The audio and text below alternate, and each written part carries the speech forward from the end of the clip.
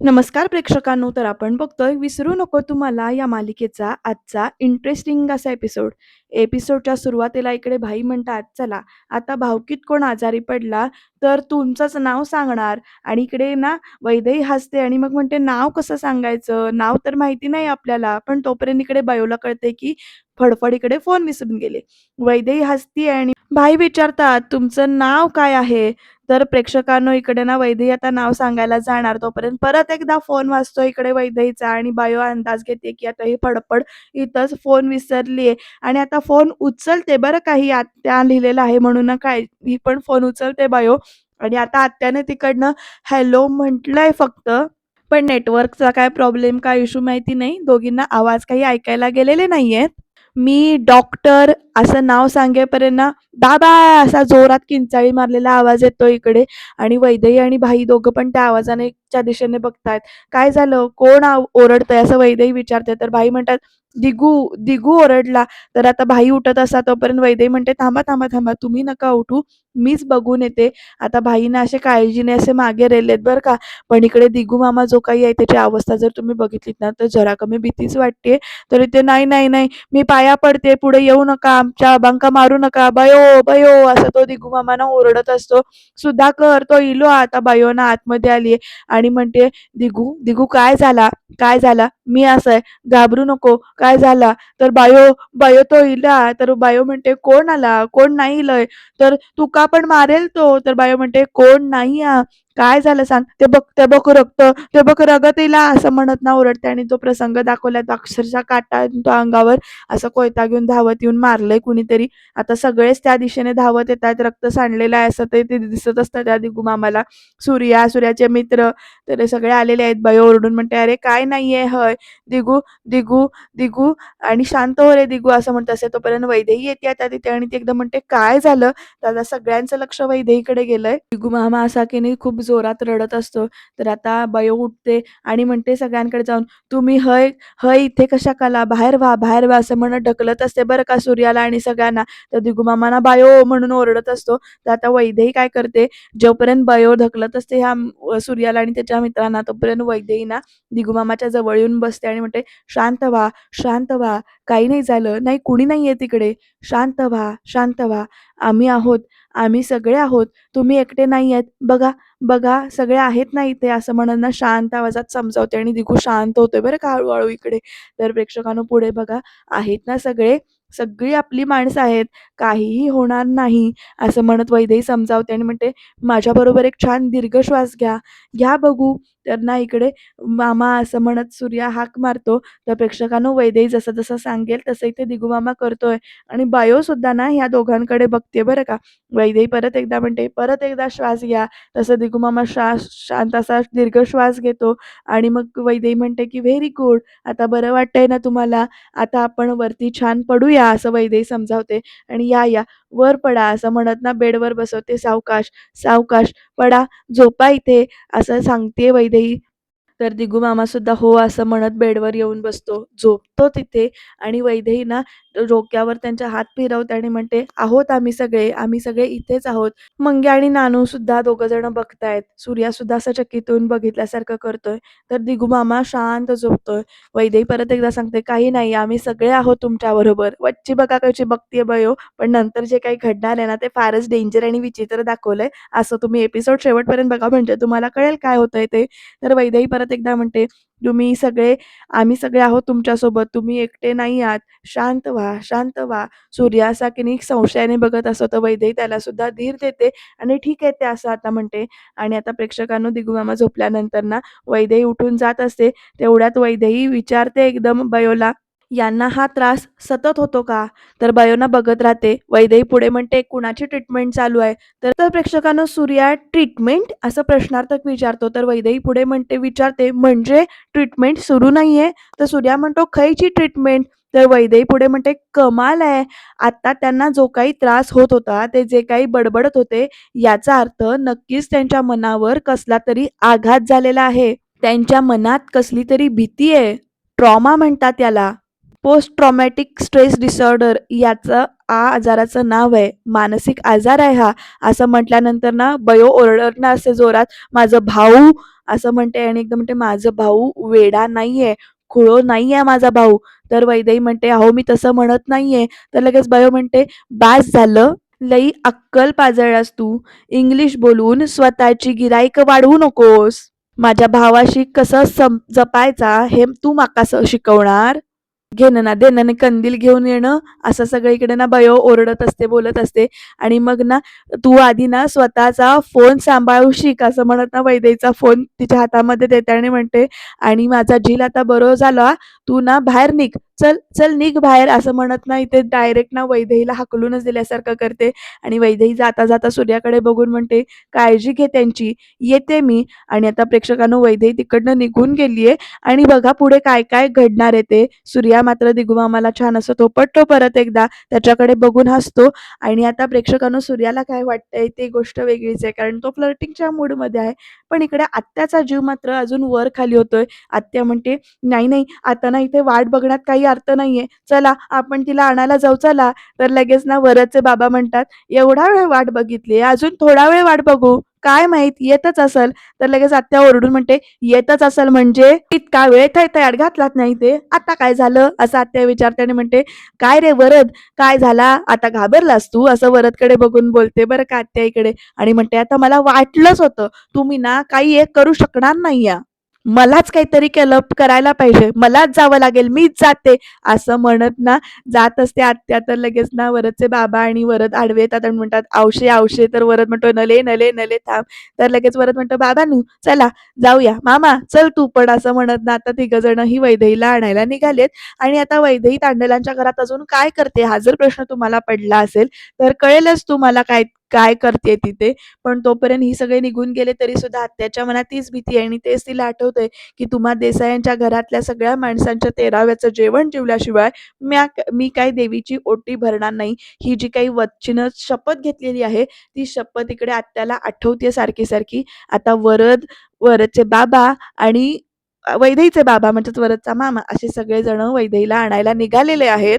वैदेहीचे बाबा इकडे-तिकडे बघतायत गाडीतून, खिडकीतून कुठे दिसते का काचेतून. आणि मग वरदला म्हणतात, "ए वरद चल लवकर." तर लगेच ना इकडे वरदचे बाबा म्हणतात आणि म्हणतात, "सदाभाऊ तुम्ही काही टेन्शन घेऊ नका. माझी पोरी होणारी सून आहे ती. ती का काय झालं ना तर तांडेलांचं घर पेटवीन मी आज." असं सगळं इकडे वरदचे बाबा म्हणतायत. आणि वरद पण असा जरा म्हणजे हे करतोय.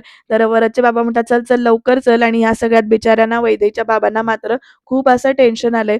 इकडे ना शोभे पाणी आणून देते वैदेहीला. तर इकडे सारिका म्हणजे चिंगळी म्हणते, "काय रे मामा, ह्यो चांगला धंदो असा ना? आधीच स्वतः चुकीची औषधं द्यायची आणि मग लोकांना बरं करायची नाटकं करायची." असं असं म्हणत सारिका आणि सुधाकर एकमेकींना टाळ्या देऊन इकडे हसतायत. वैदेही त्यांना काही प्रत्युत्तर देण्यापेक्षा आधी पाणी प्यायला म्हणून ग्लास असा तोंडाजवळ नेते. पण तेवढ्यात प्रेक्षकांनो ही बयो येते आणि काय करते बघा, वैदेहीच्या हातातला ग्लास अक्षरशः ओढून हिसकावून घेते आणि तो इकडे जमिनीवर आपटते. तो ग्लास फोडून टाकते. साधं पाणी सुद्धा बयो इकडे पिऊ देत नाही वैदेहीला. आणि मग पुढे काय म्हणते बघा, "तांडेलांच्या घराची भांड उष्टवण्याची लायकी नाही गो तुझी. तू का पाजायचा तर पाणी मी बरोबर पाजलंय. इला लक्षात तुझ्या." असं म्हणत आता बयो पुढे बोलायला चालू करते आणि म्हणते, "सुधाकरा, अरे खय बदली झाली अरे हिची." तर लगेच "पांगेरा गावात ना?" तर लगेच सुधाकर मामा पण म्हणतो, "हा, पांगेराच्या डोंगरपाडा." तर लगेच प्रेक्षकांनो इकडे सुधाकर म्हणतो, "हा, एक जाता लाल डबो जाता." आणि नंतर पुढे म्हणतो, "11 नंबरचो." आणि मग सुधाकर इकडे हसायला लागतो आणि सारिका पण सुद्धा जोरजोरात इकडे हसायला लागते चेष्टा करून. तर लगेच इथे बयो म्हणते, "पार गावात वच्चीच्या गाडीक रिवर्स घेऊक लावलंस ना तू?" आणि प्रेक्षकांनो वैदेहीला तो प्रसंग आठवतोय, की गाडी पुलावरनं जात असते तेव्हा वैदेहीनं ती गाडी अडवलेली असते आणि तेव्हा ती म्हणते, की इथून फोर व्हीलर जायला परवानगी नाहीये. तेव्हा इकडे वच्ची म्हटलेली असते, "इथे कायदो मीच आणि हुकूम पण माझोच." तर लगेच वैदेही म्हणते, "जिथे चूक माझी नाही, तिथे मी माघार घेणार नाही." तर प्रेक्षकांनो तो जो काही प्रसंग आहे ना, तो आता सुद्धा काटा आणतो हां बरं का अंगावर. तर लगेच इकडे बयो म्हणते, "आता मी तुझ्या आयुष्यातून तुझी भंगारच काढून टाकतोय," असं सगळीकडे वैदेहीला बायो म्हणतीये. वैदेही अशी बघतीये बायोकडे. बायो पुढे म्हणते, "तुझं मांस, तुझं विचार थंय डोंगर पाड्यावर दाखवायचा." तर इकडे सारिका म्हणजे चिंगळी सुद्धा अशी आपल्या आईकडे बघते बरं का. बयो पुढे म्हणते, "इला लक्षात." आणि बयो आता हाक मारते, "सुधाकरा, बिदागी द्यायची?" तर लगेच ना सुधाकर काय करतोय बघा आणि इकडे आपल्या खिशातून ना ₹1 नाणं काढतो. एक काय साधारण ₹2 नाणं काढतो. ते नाणं अक्षरशः असं उडवतो आणि ते वैदेहीच्या पायात ते नाणं पडतं. चिंगळी पण इकडे हसायला लागते ती. बयो, सुधाकर सगळेच हसायला लागतात. सुधाकर म्हणतो, "घे, बिदागी घे तुझी." तर प्रेक्षकांनो सुधाकर म्हणतो, "या पोरी, या मामाचं एक ना सल्लो ऐक. या पैशाचे ना तू ना चणे-दाणे घे, चणे-दाणे." असं इकडे सुधाकर म्हणतो. बयो हसतीये आणि तेवढाच पोटाला आधार मिळेल तुझ्या असं म्हणत सुधाकर इकडे खूपच चेष्टा करतो. वैदेही काय करते बघा प्रेक्षकांनो, वैदेही शांतपणाने खाली वागतीये. ते पैसे जे काही टाकले, चिल्लर जे काही टाकलीये ती उचलते. तर बयो लगेच तोंड वाकडं करते बरं का इथे. वैदेही ती चिल्लर आपल्या डोक्याला लावते. नमस्कार करते त्या चिल्लरला. ते तो काही रुपया टाकलेला आहे तो इकडे ना ओढणीने पुसते आणि तो रुपया असा हातात घेऊन बयोसमोर धरून म्हणते, "लक्ष्मी म्हणतात याला. तिचा जर का अपमान केलात ना, तर ज्या वेगाने ती घरात आलीये, त्याच्या दुप्पट वेगाने घरातून जायला वेळ नाही लागणार."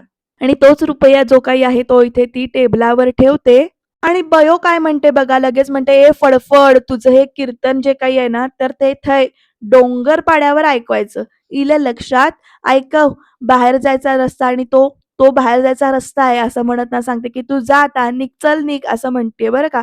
आता प्रेक्षकांनो तेवढ्यात काय होतंय, सूर्या, नानू आणि मंग्या तिघं जण बाहेर येतात. "डॉक्टर मॅडम," असं म्हणत सूर्या म्हणतो, "आणि तुम्ही अजून इथेच?" असं विचारतो. तर बयो बघते बघा कशी आता सूर्याकडे आणि सूर्या जरा हसत-हसतच बाहेर येतोय. पण त्याचं लक्ष जातं ते त्या फोडलेल्या ग्लासकडे आणि मग सूर्या म्हणतो, "बायो, अगं ह्या काय?" तर लगेच "अरे काय नाही रे माझ्या राजा, तुझ्या डॉक्टरनीचो ना ह्या निरोप समारंभाचा कार्यक्रम चाललो हा." तर सूर्या विचारतो, "निरोप?" तर प्रेक्षकांनो आता पुढे बघा सूर्याला आत्ता कळणार आहे की नेमकं काय होतंय ते. तर चिंगळी म्हणते, "अरे दादा तुका माहित नाही, डॉक्टर मॅडमची बदली झाल्या. पांगेरातल्या डोंगरपाड्यात बदली झाली आहे डॉक्टर मॅडमची." तर आता सूर्याना बघायला लागतो बयोकडे आणि वैदेहीकडे. प्रेक्षकांनो सूर्याला कळतंय की नेमकं काय झालंय ते. तर सूर्या एकदम बायो असं म्हणतो, तर बायो म्हणते, "अरे माझ्याकडं काय बघतोस? अरे ही सरकारी कामं असतात. तर माझ्या मेलीचं काय चालतं?" असं म्हणत नाही ते. प्रेक्षकांनो बयो लगेच आपले हात वर करते. तर लगेच सूर्या म्हणतो, "बयो हे चुकीचं आहे." तर वैदेही लगेच म्हणते, "ऐक ना, रुटीन ट्रान्सफर आहे ही," असं म्हणत ना विषय संपवायचा प्रयत्न करते. म्हणते, "काळजी करू नको, तुला आरामाची गरज आहे." तर बायो म्हणते, "आता काय ती का धुणं भांडी करूक ठेवतंस घरामध्ये?" असं एकदम विचारते बरं का. "आणि ऐकलं नाहीस का? जा, चल आराम कर." तर सूर्या ना तिकडनं निघून जातो. आता बायोनं जायला सांगितल्यामुळे सूर्या जात नाही. "जा राजा," असं म्हणते. तर सुधाकरा, तर आता सुधाकर लगेच म्हणते, "पोरो, चला, चला त्यांना आतमध्ये घेऊन जा. तर आता तब्येत ठीक नाही तुझी, जा, जा, आराम कर जा, जा." असं म्हणत प्रेक्षकांनो सुधाकरने सुद्धा पाठवले बरं का या सगळ्यांना आतमध्ये. आता ती सगळी निघून गेल्यानंतर वैदेही जात असते निघून आणि आता बघा वैदेही पुढे काय करते ते प्रेक्षकांनो एक नंबरचं इथे की नाही ट्विस्ट येणार आहे असा. पण ह्या सगळ्यामुळे वैदेही ह्या बयोच्या जाळ्यात अडकते का असं वाटतंय. बघूया पुढे काय घडणार ते. तर वैदेही ना अशी पाठमोरी फिरते आणि परत बायोजवळ येते. ते लेटर जे काही आहे ट्रान्सफर लेटर ते आपल्या पर्समधनं ते उघडते आणि आता ते ट्रान्सफर लेटर बायोसमोर उघडून परत ते गावाचं नाव जे काही आहे ते वाचते. "पांघेरातल्या डोंगरपाड्यात बदली" असं म्हणते आणि बयोकडे बघून हसते. आता प्रेक्षकांनो वैदेही पुढे कशी करते बघा. ती म्हणते, "खूप ऐकलं होतं तुमच्याबद्दल." आता बयोला म्हणते हां वैदेही हे, की "पारगावामध्ये वत्सला तांडेल म्हणजे अंतिम शब्द. खूप सॉलिड, पॉवरफुल बाई आहे. पारगावातलं कोर्ट, जज आणि कायदा म्हणजेच वत्सला तांडेल. पण आज कळलं, की ते सगळं खोटं होतं." आता असं म्हटल्यानंतर ना सुधाकर, चिंगळी, शोभा सगळेच बघायला लागतात. अगदी वत्सला सुद्धा बघायला लागते. तर वैदेही पुढे म्हणते, "ही एवढी मोठी बाई एका लहानशा साध्या डॉक्टरला घाबरली. तिच्याशी 2 हात करणं वत्सला तांडेलला जमलं नाही आणि म्हणूनच स्वतःची सगळी ताकद पणाला लावून तिने तिची बदली घडवून आणली असं वैदेही म्हणते आणि स्वतःची सुटका करून घेतली. आता ह्या सगळ्याचा परिणाम काय होतोय बघायलाच तुम्ही. वैदेही पुढे म्हणते, "जिंकण्यासाठी तुम्ही माझी बदली घडवून आणलीत, पण या सगळ्यामध्ये तुमची हार झाली आहे वत्सला तांडेल." असं म्हटल्यानंतर ना वत्सला बघायला लागते. वैदेही पुढे म्हणते, "असो, गुड बाय. काळजी घ्या हां स्वतःची." असं सांगते. आता सुधाकर पण बघायला लागतो. आता वैदेही निघत असताना परत इकडे फडफड असा आवाज करून वत्सला वैदेहीला थांबवते. आता शोभा आणि सारिका पण सगळे बघतायत, की नेमकं आता वत्सला काय करणार पुढे. तर प्रेक्षकांनो बघा आता फडफड असं म्हणत वैदेहीला परत तिनं थांबवलंय. आता वत्सला परत वैदेहीच्या जवळ येते आणि म्हणते, "लय मोठी चूक केलेस तू हे पोरी हे बोलून. चपलेतला दगड मी फेकून दिलं होतं, पण आता तोच दगड मी रोज पायदळी तुडवणार. असो कार्यक्रम करणार मी रोज तुझो, की तुझ्या पुढच्या 2 महिन्यामध्ये बदलीसाठी तू भीक मागशील भीक." आणि असं म्हणत वत्सला ते ट्रान्सफर लेटर घेते बयो आणि मग ते लेटर ना अक्षरशः फाडून टाकते वैदेही समोर.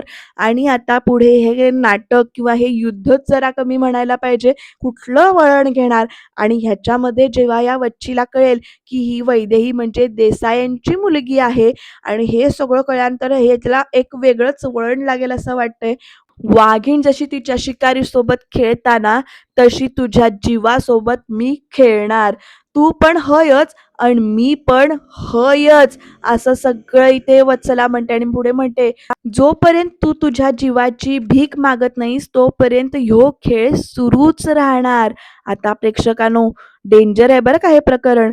येईल लक्षात अशी धमकी सुद्धा दिली आहे या वत्सलाने.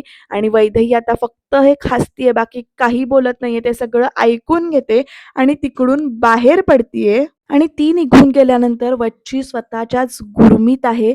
वैदेही आता हळू चालत बाहेर आलीये. तोपर्यंत इकडे या वरदची आणि गाडी त्यांच्या समोर येऊन उभी राहिलीये.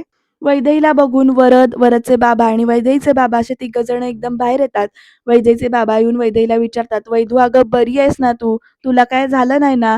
आणि तुझा फोन खय असा? किती फोन केलेत तू का?" असे सगळे प्रश्न विचारतात वैदेही. तर वैदेही म्हणते, की "हो, हो बाबा मी बघितलं मगाशी खूप कॉल्स येत होते."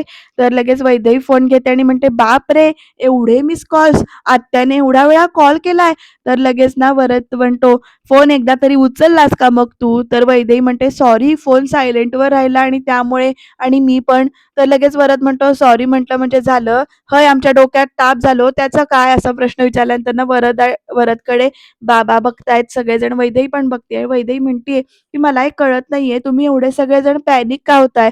तर लगेच वरदचे बाबा म्हणतात, "एवढं सगळं घडल्यानंतर तू असा प्रश्न असा का विचारतेस? तुझ्या बाबाचं म्हणजे बाबाकडे बघ हालत काय झाली ती तुझ्या बाबांची." असं लगेच म्हणतो. तर लगेच ना वरद म्हणतो, "नाही, नाही, 1 मिनिट थांब. तू मला सांग त्या तांडेलांच्या घरात कशाला गेली होतीस?" असा प्रश्न वैदेहीला वरद विचारतो. तर वैदेही म्हणते, "मी पेशंटला बघायला गेले होते." तर लगेच पेशंट असं म्हणत ना वरद हसत म्हणतो पुढे, "ती वच्ची अगं अख्ख्या गावासमोर माझा इन्सल्ट करते आणि तेही त्यांच्याच घरचे जाऊन पेशंट तपासते." असं वरद म्हणतो वैदेहीकडे बघून आणि पुढे म्हणतो, एक बरं झालं असतं, एक तांडेल कमी झाला असता काय झालं असतं तर." तर लगेच वैदेही म्हणते, "वरद." तर वरद म्हणतो, "काय?" तर वैदेही पुढे म्हणते, "तू काय बोलतोयस हे तुझं तुला तरी कळतंय का?" तर लगेच ना वरद पुढे काहीतरी बोलणार. तेवढ्यात बाबा म्हणतात वैदेहीचे, आपण आता इथे वाटेत वाद घालत बसूया नको. चला इथून आधी घराकडे जाऊया चला." तर लगेच आणि वैदू पुन्हा त्या तांडेलांच्या घराची पायरी चढूची नाही. तर "वैदू ऐकून घे माझं." असं म्हणत वैदेहीला बाबा समजावतात. म्हणतात, "तिकडे तुझ्या आत्याने ना देव पाण्यात ठेवले होत. चला, चला पटकन घरी चला." तर आता प्रेक्षकांनो सगळे गाडीमध्ये बसलेत आणि घरी जायला निघालेत. चला हे प्रकरण तरी इथे थोडक्यात आवरलंय असं वाटतंय. बघूया पुढे काय घडतंय ते. "मंग्या मला जाम टेन्शन आलंय." असं म्हणत सूर्या पोटावर हात घेऊन फिरत असतो इथे. आणि प्रेक्षकांनो डॉक्टर मॅडमची ट्रान्सफर का केली बयोने असं तो विचारतो इथे मंग्याला. आणि प्रेक्षकांनो खाली काय चाललं असेल रे असे सगळे प्रश्न पडलेत सूर्याला. सूर्या म्हणतो जाऊन बघतोय तोपर्यंत मंग्या म्हणतो, "सूर्या अरे खुशखबर हा खुशखबर. डॉक्टर मॅडमची ट्रान्सफर कॅन्सल केली बयोनं." तर इकडे ना सूर्या आनंदाने हसायला लागतो. "काय सांगतोस काय?" असं म्हणतो. तर प्रेक्षकांनो तिघजण निवांत होऊन असे बसलेत बरं का. आणि मंग्या पुढे म्हणते, "मी काय म्हणतोय मॅटर ना सीरियस हा." तर लगेच सूर्या त्याचं ऐकून घेत नाही. "अरे मी बोलतोय रे तू काळजी करू नको घेऊस." तर मंग्या आणि नानू दोघं पण अशा हसतायत. तर "साहेब जरा शांत बसा. सूर्या, तुझ्या तब्येतीची काळजी घे बाबा तू, असं सूर्याचा मित्र समजावतो आणि म्हणतोय, "तू या सगळ्यांमध्ये अजिबात पडायला नकोस." तर मग घ्या, "अरे गप रे! अरे डॉक्टर मॅडमनी काय नाही केलं आपल्यासाठी?" तर प्रेक्षकांनो, त्यांच्यामुळे भाईंचा जीव वाचलाय. बायो ना बायो ना कधी अति करते कधी-कधी. तर प्रेक्षकांनो, सूर्या दादा असं म्हणत चिंगळी आली आहे आणि ह्या दोघांना इथे बघून लगेच कमरेवर हात ठेवून म्हणते, "काय रे, तुमका काय घरदार नाही?" तर मंग्या आणि नानू म्हणतात, "नाही," असे म्हणून मान डोलावतात. तर चिंगळी पुढे म्हणते, "बघावं तेव्हा शेपटासारखे दादाच्या मागे-मागे फिरत असता." तर लगेच सूर्या म्हणतो, "चिंगळे गप रव, कामाचं काय ता बोल," असं सूर्या म्हणतो. तर चिंगळी म्हणते, "अरे तू थांब रे जरा." तर लगेच पुढे म्हणते, "अटॅक येता येता रवलाय ना त्याका, त्याका जका आराम करू द्या." तर लगेच "अटॅक इलेलो माका, अटॅक, इंटरनेटचे परिणाम, दुसरं काय नाही." असं म्हणत ना चिंगळीची चेष्टा करत असतात ती सगळीच तिघंजणं. तर चिंगळी म्हणते, "हे बघ बायोचा निरोप द्यायला आली आहे मी इकडे. उद्या सकाळी तुला बायो बरोबर लेले काकांकडे जायचंय. तेव्हा गुपचूप आराम करायला सांगितलाय तुका, कळलं?" तर लगेच "सकाळी?" असं म्हणत नेमकं हिचं सकाळी कसं काय? तर लगेच चिंगळी म्हणते, "का? तुका काय स्पेशल काम हां?" असं चिंगळी विचारते सूर्याला. तर सूर्या म्हणतो, "तुला काय करायचंय? तुझा निरोप देऊन झालाय ना, तर तू जा." प्रेक्षकांनो, आज ह्यांची जरा मस्ती बघून मजा वाटली. तर इकडे वैदेहीचं काय चाललंय बघूया. वैदेहीला आठवत असतं, ही एकमेव गोष्ट अशी आहे, की तुझ्या औषधीनं हट्टानं मागितली होती, असं म्हणत स्कूटीबद्दल बाबा बोलत असतात, ते आठवतंय इकडे. आणि वैदेही त्या विचारात हरवली. वैदेही पुढे म्हणते, "या स्कूटरमुळे का होईना आईसोबत असल्यासारखं वाटेल मला किंवा वाटतंय मला," असं तिचं म्हणणं असतं. तर प्रेक्षकांनो, आता तेवढ्यात आत्या वैदेहीजवळ येऊन बसतीये. वैदेही रांगोळी काढत बसलीये छान तिथे आणि आपल्याच विचारात हरवलीये. तर आत्या वैदेहीकडे एकदा त्या रांगोळीकडे बघते आणि म्हणते, "वैदू, काय गो, मन ताऱ्यावर नाही?" तर लगेच आत्याला वैदेही म्हणते, "आपली स्कूटर डोळ्यासमोर जातच नाहीये गं माझ्या." आणि ना वैदेही परत म्हणते, "ती जोपर्यंत सापडणार नाही ना, तोपर्यंत डोकं शांत नाही होणार आहे माझं." तर "अच्छा, तू त्या स्कूटरचा विचार करत होतीस?" तर लगेच ना आत्या पुढे म्हणते, "माका वाटलं." तर लगेच वैदेही म्हणते, की "काय?" तर प्रेक्षकांनो, आत्या म्हणते, "वैदू हे बघ, ऐक, तुझं ते पेशंट-बिशंट ना सगळं ठीक असा गं, पण तुका सांगूक ठेवतंय, जग उलटा जरी झाला ना जग, तर त्या घराच्या वाटेला परत जायचं नाही." तर लगेच वैदेही म्हणते, "आत्ते."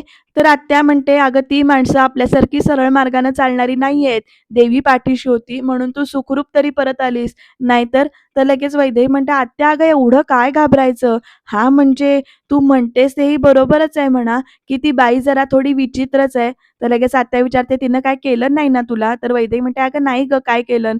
उगाच उलट ना मीच सरळ ना माफी न मागता जाऊन ट्रान्सफर ऑर्डर रद्द करून आले." आणि मग आत्या म्हणते एकदम, "म्हणजे?" तर वैदेही हसतीये. आता जेव्हा आत्याला वैदेही सांगेल, की बयो काय-काय बोलली होती, तेव्हा आत्याची रिएक्शन काय असेल ती वेगळीच. पण उद्याचा भाग जरासा मजेशीर आणि जरासा डेंजर असणार आहे. कारण इकडे सूर्याला स्कूटर चोर म्हणून इथे पोलिसांनी पकडून आणलंय आणि हे जेव्हा कळेल बयोला, की ती स्कूटर वैदेहीची होती, वैदेहीनं कंप्लेंट केली होती आणि मग त्याच्यानंतर होणारं नाटक ते सुद्धा वेगळंच. म्हणजे अजून एक ठिणगी पडल्यासारखं काम होणार आहे इथे. असं बघूया उद्याचा भाग नेमका कसा असेल ते. त्याच्यासाठी तुम्ही चॅनलला सबस्क्राईब करायला विसरू नका आणि बघत राहा. विसरू नको तू मला आणि प्लीज छान-छान कमेंटसुद्धा करा.